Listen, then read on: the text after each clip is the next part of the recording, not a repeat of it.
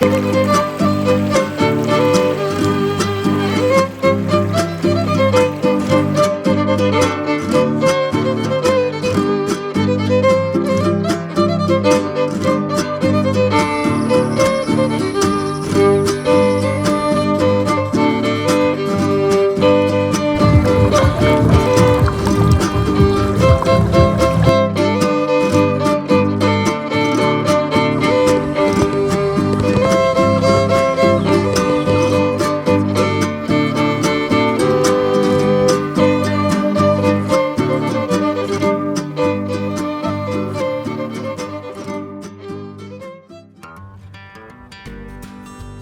ভিডিওতে আমরা দেখাবো ডুয়ার্সের অপরূপ সৌন্দর্য।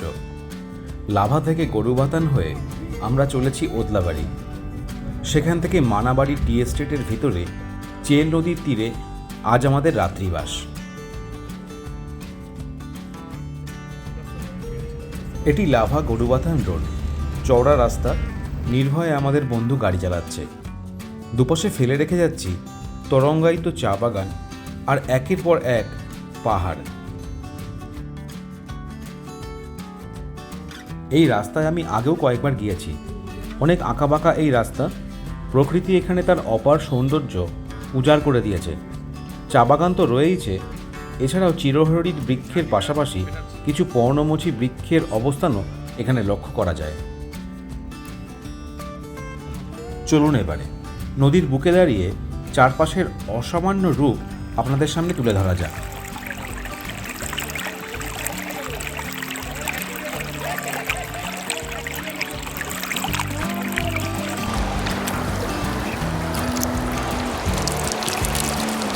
এই মুহূর্তে আমি দাঁড়িয়ে আছি ওদলাবাড়ির খুব কাছে মানাবাড়ি টি এস্টেটের লাগোয়া চেল নদীর তীরে।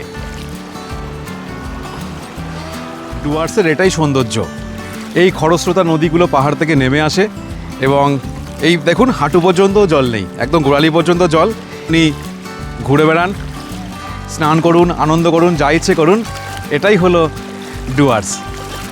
এই দেখুন পোশাক চেঞ্জ করে নিয়েছি, একটু জলে নামবো, জল কেলি করবো, তাই জন্য একটু চেঞ্জ করে নিলাম।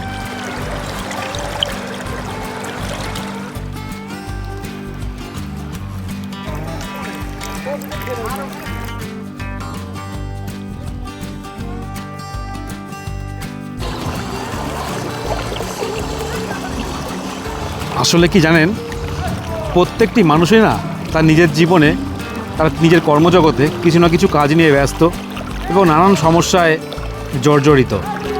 তার পাশাপাশি যদি আপনারা একটি বা দুটি দিন এই রকম একটা পরিবেশে থাকতে চান, এই আনন্দগুলো উপভোগ করতে চান, তবে কিন্তু এই জায়গাটা আপনাকে আসতেই হবে।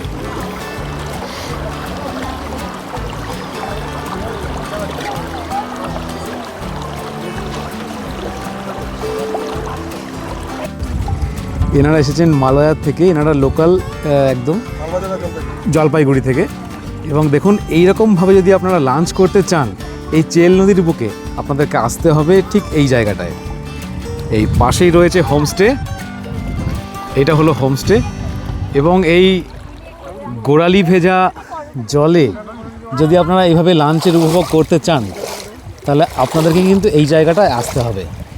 আর এইখান থেকে পাহাড়টাও আপনারা উপভোগ করতে পারেন। এবার আপনাদেরকে জানিয়ে রাখি আপনারা এই জায়গাটায় আসবেন কি করে। কলকাতা থেকে আসতে হলে আপনারা কাঞ্চনকন্যা ট্রেনে চলে আসবেন মালবাজার, এবং মালবাজার থেকে একটি গাড়ি নিয়ে বা একটি অটো করেও আপনারা এই ওদলাবাড়িতে আসতে পারেন। মালবাজার থেকে 20 কিলোমিটার দূরে এই ওদলাবাড়ি তথা মানাবাড়ি রিসর্ট, এখানটা এসে 2 দিন আপনারা কাটাবেন, আপনাদের খুব ভালো লাগবে। আমার পেছনে যে রিসর্টটি দেখছেন সেটির নাম হচ্ছে বনময়ূরী ইকো রিসর্ট। এখানে প্রতিদিন থাকার খরচ, থাকা এবং খাওয়া নিয়ে 1200 টাকা মাথা পিছু। খাওয়ার মান খুব ভালো না, আমরা খুব একটা ভালো খেতে পারিনি, কিন্তু এখানকার ইউএসপি হচ্ছে এই চেল নদী। চেল নদীর বুকে আমরা এরকমভাবে আনন্দ করতে পেরেছি, এটাতেই সমস্ত কিছু আমাদের উসুল হয়ে গেছে বলা যেতে পারে। ওদলাবাড়িতে যেখানে আমরা উঠেছি সেটা হলো এটা হলো বনময়ূরী ইকো রিসর্ট। এটাকে রিসর্ট বলাটা একটুখানি বাড়াবাড়ি হয়ে যাবে। এই গেট দিয়ে প্রবেশ করলেই এই সামনে এরকম একটা বিল্ডিং, ছোটোখাটো একটা বিল্ডিং, আর এর ছোট্ট একটা প্রিমাইসেস। চলুন একটু আপনাদের ঘুরিয়ে দেখাই। এই হলো বিল্ডিংটা সামনে থেকে।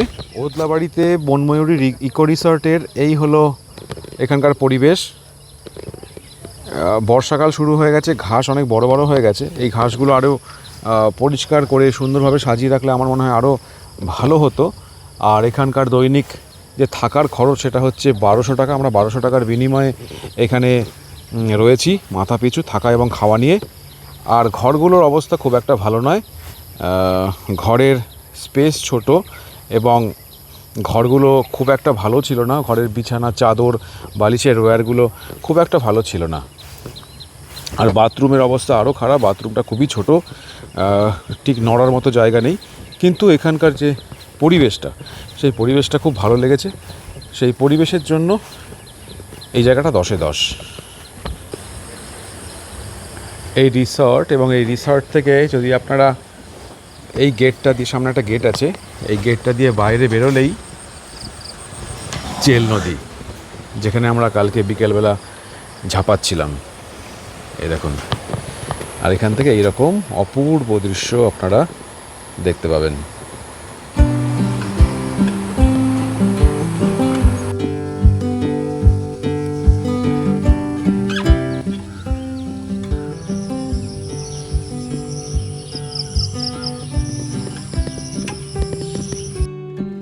রিসর্টের সামনের রাস্তা দিয়ে দুপা বাড়ালেই এই মানাবাড়ি টি এস্টেট। আমি সকাল সকাল বেরিয়ে পড়েছি চা বাগান ঘুরতে। কেউ যেন সবুজের চাদর বিছিয়ে দিয়েছে। কি সুন্দর, তাই না?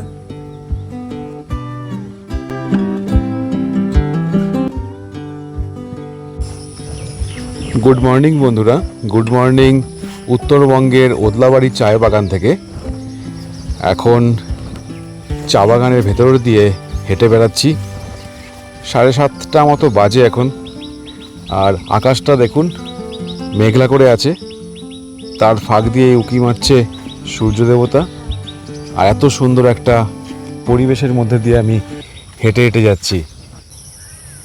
এই মানাবাড়ি টি এস্টেটের ভেতরেই কয়েকটা ইকো রিসর্ট আছে, যেটা ওই দূরে সাদা বিল্ডিংটা দেখা যাচ্ছে, ওইখানে একটা আছে, এই পাশে একটা আছে।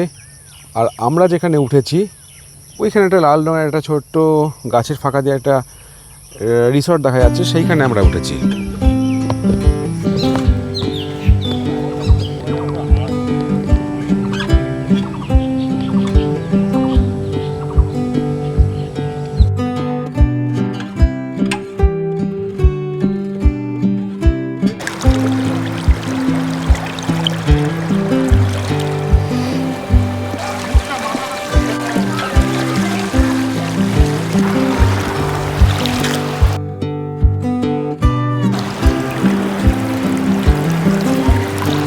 ডুয়ার্সে আমি অনেকবার এসেছি, ডুয়ার্সে মূর্তি নদীর তীরেও থেকেছি, কিন্তু এই জায়গাটা না আমাকে একটা আলাদা আনন্দ দিয়েছে। এত সুন্দর একটা পরিবেশ, পাহাড় থেকে নেমে আসছে চেল নদী, তার চেল নদীর বুকে বসে কফি খাওয়া, এভাবে বন্ধুদের সঙ্গে আনন্দ করা, এটা একটা অন্য মাত্রা যোগ করেছে। আপনাদের কাছে আমার অনুরোধ, এই জায়গাটা আপনারা একবার ঘুরতে আসুন। কোথাও যেতে হবে না, শুধুমাত্র এই চেল নদীর বুকে পা ডুবিয়ে কোমর ভিজিয়ে বসে থাকবেন, একটা আলাদা শান্তি অনুভব করবেন।